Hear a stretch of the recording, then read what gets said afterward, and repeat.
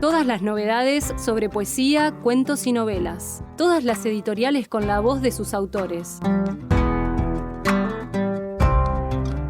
Matías Berna conduce Con Todas las Letras. Quinta temporada. No tengo casa, no tengo celos, toda mi vida en una flor. Todos los miércoles a las 19:30 horas por Radio Universidad, FM 90.1. Busco en el cielo la luna nueva, el frío cielo esperando el gong.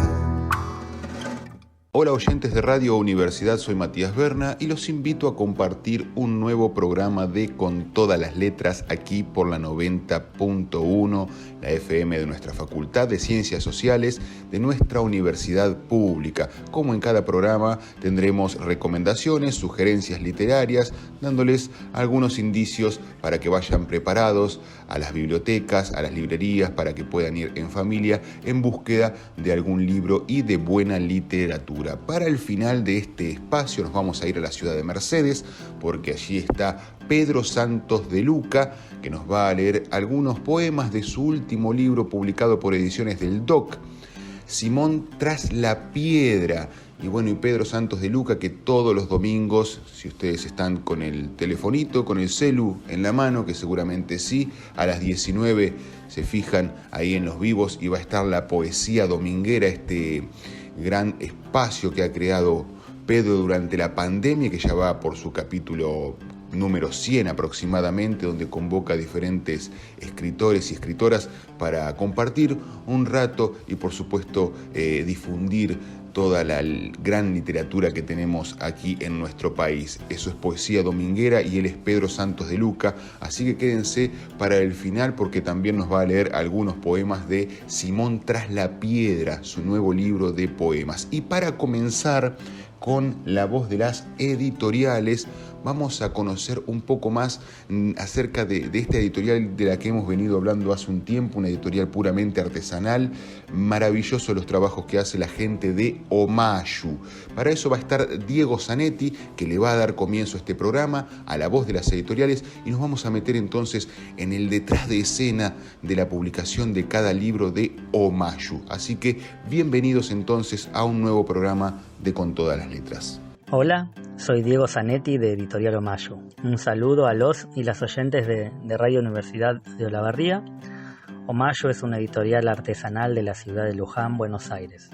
Junto con mi hermana Titi, mi viejo Jorge, que es maestro imprentero, y algunos amigos y amigas, hacemos libros y otros artefactos de lectura y escritura en nuestro taller.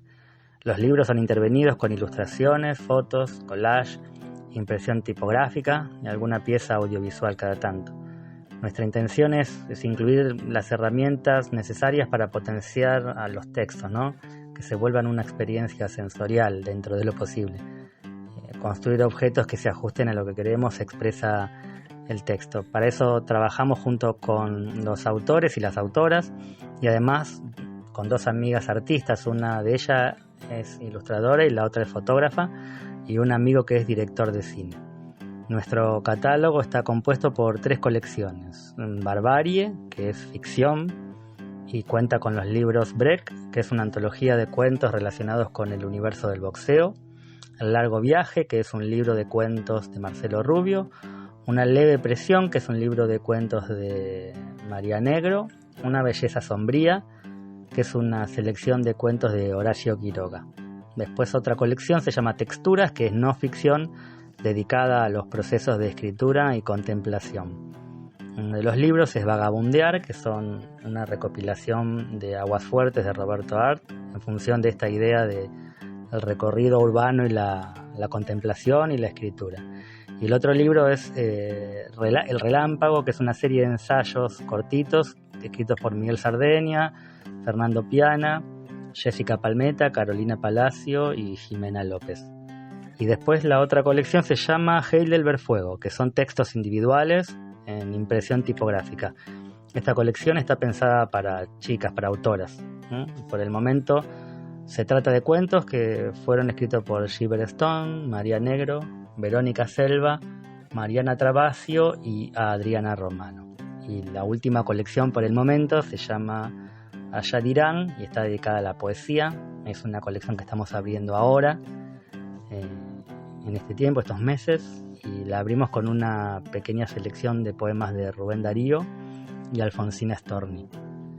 Bueno, para nosotros un libro es una aventura, ¿no? Como una posibilidad para construir objetos expresivos, consistentes en la materialidad y que respete también, por supuesto, los criterios de legibilidad, para que el autor y los lectores encuentren un artefacto que despierte la dimensión lúdica de la lectura. En este momento justo estamos con la salida de La leyenda del santo volador, que es una novela escrita por Marcelo Rubio, que nos tiene súper ocupados y también muy felices con la producción de los libros. Bueno, nada, de nuevo gracias a los oyentes, también gracias a la radio por el espacio. Un abrazo grande. Vamos con las recomendaciones literarias.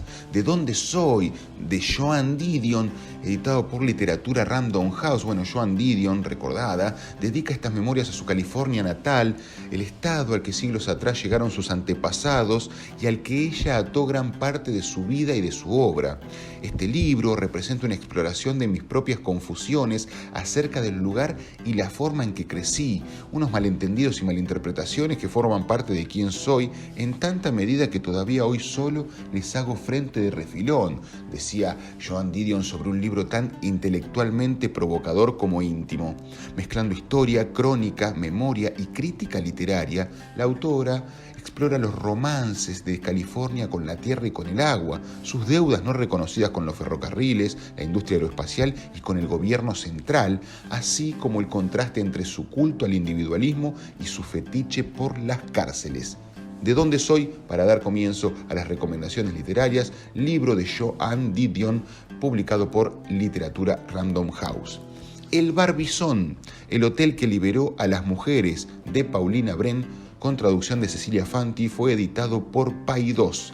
Tras la Primera Guerra Mundial, durante los años locos, esos años 20, las mujeres acudieron en tropel a la ciudad de Nueva York.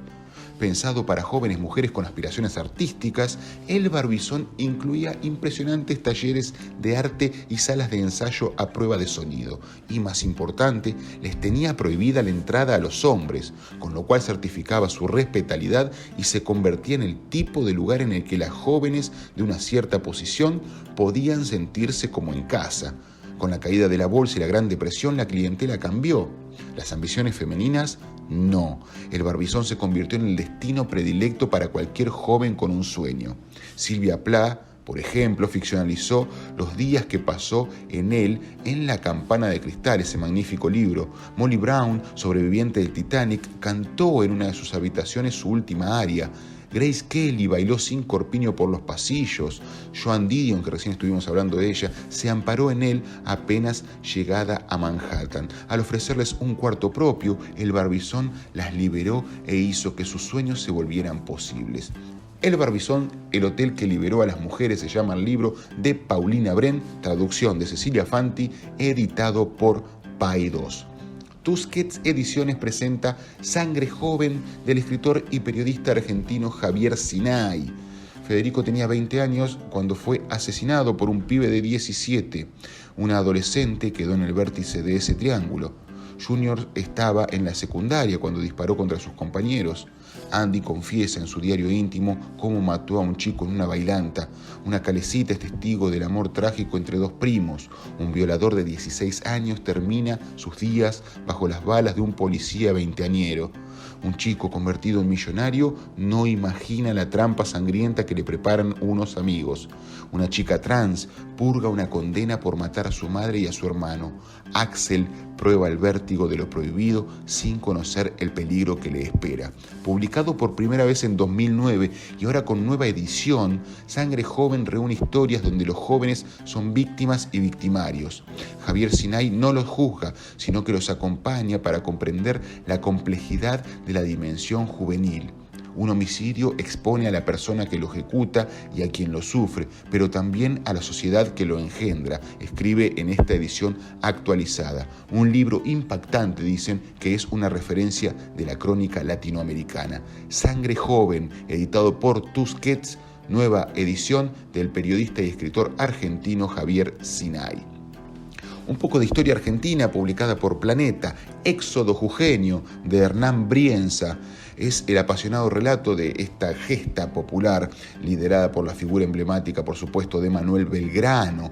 Esta nueva edición, a 210 años de los hechos, actualiza un capítulo de nuestra historia que nos permite revisar con otra luz conceptos como la revolución, independencia, liderazgo político, entre otros.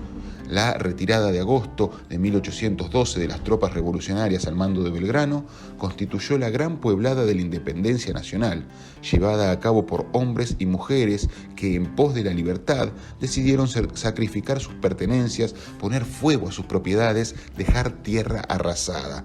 Pero una noche, tucumanos, salteños y jujeños, sumados a la oficialidad, intiman a Belgrano a detener la fuga y presentar batalla a los realistas.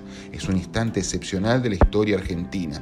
Belgrano debe debatirse entre la legalidad, las órdenes del triunvirato, y la legitimidad, la decisión soberana de un pueblo que le exige desobediencia para constituirse en sujeto político de una nueva y gloriosa nación. El escritor, periodista e historiador Hernán Brienza relata en este libro los hechos y a través de ellos también retrata a Belgrano, el prócer de nuestra historia, que sin el romanticismo militante de Monteagudo, de Dorrego, ni el cautivante aventurismo sanmartiniano, ni la convicción revolucionaria y democrática de Artigas, decidió ponerse a la cabeza de la revolución e hizo lo que se debía hacer para esa revolución, sin especular ni medir las consecuencias personales. Un libro de historia argentina para leer y pensar en clave actual. El éxodo jujeño de Hernán Brienza, un poco de historia argentina, también es bueno refrescar la memoria, publicado por Editorial Planeta. 30 años después vuelve a publicarse este librazo, La venganza de Killing, de Rafael Bini, publicada en 1992 con una tapa, en su momento, que parodiaba las clásicas amarillas de Editorial Anagrama. Es una novela de culto de la literatura argentina, pero ahora, a través de Walden Editora, la oscuridad del culto se matiza y se enciende una tenue luz, la exhumación. Elogiada desde la contratapa de la primera edición por César Aira y Alberto Laiseca, anotada entre los libros que hay que leer por Carlos Busquet, La venganza de Killing es un relato vertiginoso en una Buenos Aires distópica y ultraviolenta. Como novela zapping, los fragmentos se suceden, los personajes se duplican, se aceleran, se vuelven espectaculares y el lector asiste absorto a una posible cadena de acciones atravesadas por una estética entre el trash, el cyberpunk y el pop. La nueva edición de La venganza de Killing, realizada por Walden Editora, presenta una tapa psicodélica, un prólogo que trae del pasado una reseña de Martín Coan sobre la novela de Bini y respeta, por supuesto, la edición original.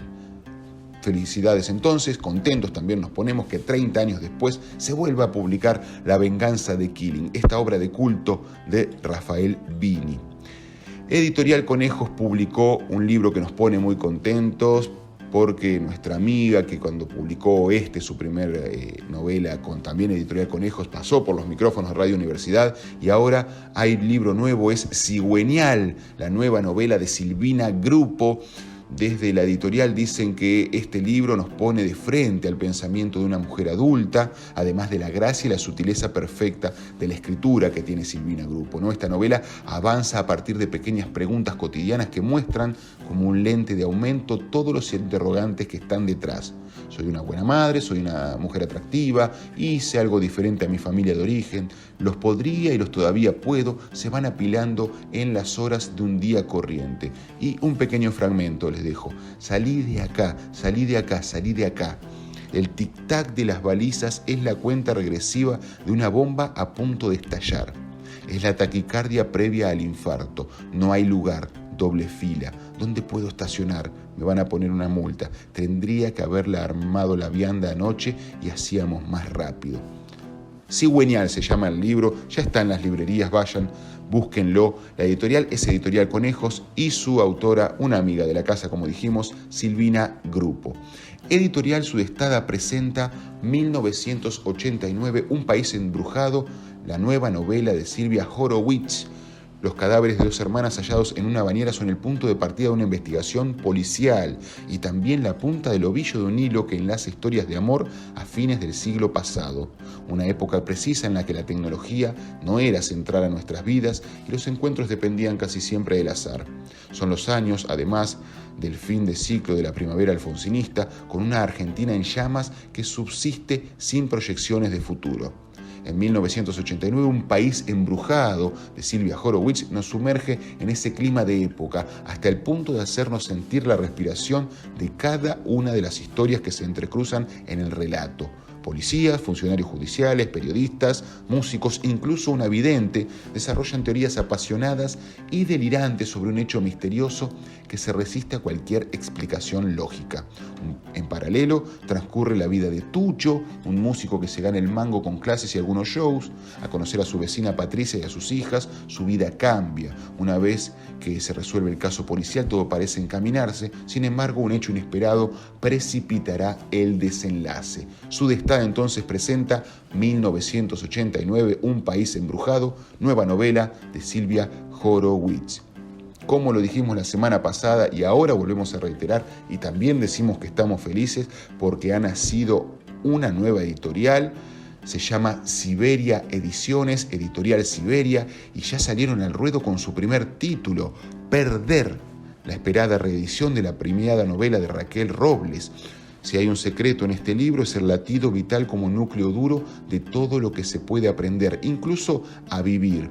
Un tesoro como fuego antes de que la humanidad supiera cómo producirlo, que viajaba alimentándose, porque de la tarea de vivir no se puede huir todo. Raquel Robles, la escritora, urdió perder cuando gestaba su primer hijo. Esa tarea tan grande, esa promesa de felicidad aprendida generación tras generación, se entretejió con la audacia de ponerle las palabras a la peor pesadilla, la del hijo muerto. Casi en un conjunto, una alquimia para una escritora que no vio morir a sus padres porque fueron desaparecidos, pero supo demasiado temprano de una pena de la que no es posible desprenderse ni superar, como indican los manuales de duelo, sino apenas llevarla a cuestas, como al fuego en la prehistoria, una pena encapsulada a la que su propia maternidad, podríamos suponer, amenazaba con hacer estallar. Esto lo dice Marta Dillon acerca de este libro, Perder, libro magnífico de Raquel Robles, reeditado. No hay otra mejor manera de reeditarlo y de que vuelva a surgir con el nacimiento de esta nueva editorial que es Editorial Siberia. Así que felicidad por partida doble entonces, y así, esplendorosos, entonces felices de estas noticias y estas recomendaciones literarias, damos finalizado este espacio. Hasta las 20 horas, escucha Con Todas las Letras.